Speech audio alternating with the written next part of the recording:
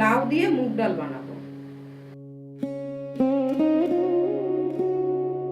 1 বাটি ডাল, মুগ ডাল ভেজে নেব।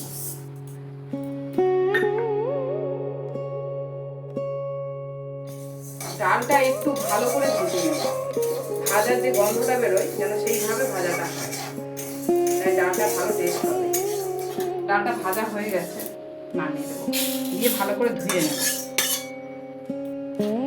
ডালগুলো ধুয়েছি, দিয়ে দেবো 1 কাপ গরম জল। ডালের যে নোংরাগুলো আছে এগুলো ফেলে দেবো। লাউগুলো এর মধ্যে দিয়ে দেবো। লাউগুলো আমি একটু ঘষে নিয়েছি। এবার এটা গ্যাসটা একটু আস্তে করে দেবো, ভালো করে সিদ্ধ হোক। 1 চামচ নুন, একদম অল্প একটু হলুদ, এতে বেশি হলুদ দেব না।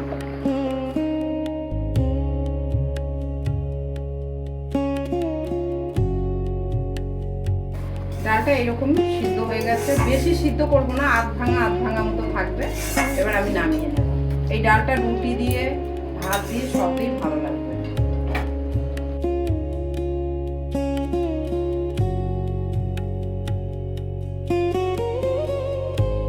সর্ষের তেল,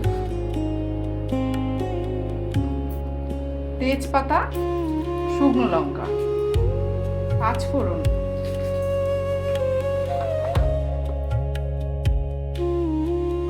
ডালটা দিয়ে দেব।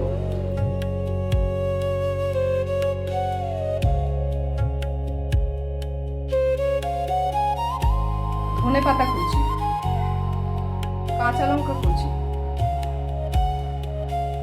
কাসুরি মেথি আমি একটু ঘষে দেব। ঘি, 1 চামচ ঘি দিলাম। একদম অল্প একটু গরম মশলা। এটা যেহেতু নিরামিষি ডাল, ওই জন্য একটু চিনি দিচ্ছি, একদম অল্প করে।